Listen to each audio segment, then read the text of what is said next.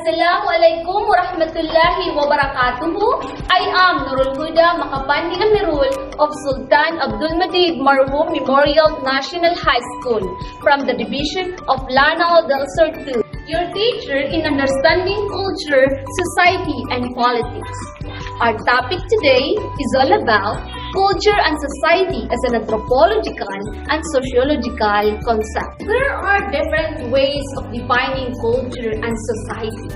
Its definition is always associated with man's relationship to his environment. Hence, man's social interaction serve as a venue for creating pattern of behavior that will guide the member of society to live in organized and orderly manner.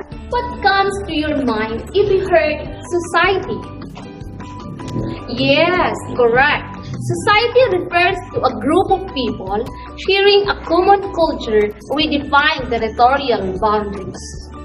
Likewise, every human society is organized in such a way that there are rules of conduct, custom, tradition, folkways, and mores, and expectation that ensure appropriate behavior among members.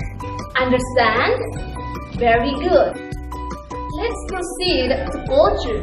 So what is culture? Yes, tama. Culture is a composite or multifarious areas that comprise belief, practices, values, attitude, laws, norms, artifacts, symbols, and knowledge. And everything that person learns and shares as a member of society. Culture speak the same language, have a common descent, and share a common. Therefore, culture is a product of human interaction. It's the way of life. Through our culture, we develop a sense of belonging, personal growth, and the ability to emphasize and relate. Culture is a social heritage that is complex and socially transmitted, a product of interaction through the medium use of language. Culture also is an established pattern of behavior, reflect an individual or society's sense of right and wrong or what ought to be. Culture also is a cumulative, from the words itself cumulative, which means a successive duration of events or anything that came before. Example are the remnants of our ancestors and traditional ways, folkways, and also the norms that we are adopting. And see, for example, the traditional politics in the past, such as proclaiming the Datu and the Ba'i, still practiced and observed in our community. Culture also is a meaning to human being. Usually, people use culture in order to improve their lives, develop their abilities, and promote the necessary progress in this life. Types of culture. Culture is composed of materials and non-material elements. Material culture consists of tangible things, such as physical objects that people create and use in one's daily life. Technological tools, food, architectural structures, and fashion and accessories. In non-material culture, such as ideas, religion, language, and symbols. Example, sitting our thumbs and four fingers together, we make of it dance acts. To understand culture, it is necessary to understand different elements that compose it. First, knowledge, Sa videong the ito ay ating perception of pag-aaralan ang access to reality. Next, belief refers to the existence of the things, whether material or non-materials. Next is social norms. These are established expectation of society as to how a person is supposed to act depending on the requirements on the time, place, or situation. There are forms of social norms. First, the focus. Focus is the pattern of repetitive behavior which becomes habitual and conventional part of living. Say for example, shaking hands, the way of eating, talking, dressing, playing, walking, expressing love and affection represent focus. Next is morals, the seat of ethical standards and morals obligation as the decades of person that distinguishes human act as a right or wrong or good from bad. Example, respecting elders, protecting children, doing service to the society. Values, anything held to be relatively worthy, important, desirable, or valuable. Next is technology, the practical application of knowledge in converting raw materials into finished product. Example of technology, weaving mamandia. Did you learn something?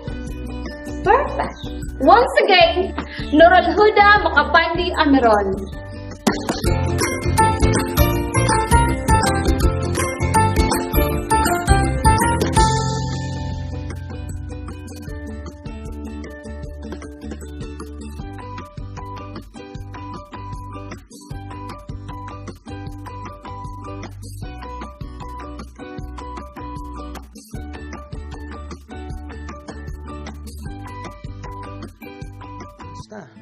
Sa videong ito ay ating pag-aaralan ang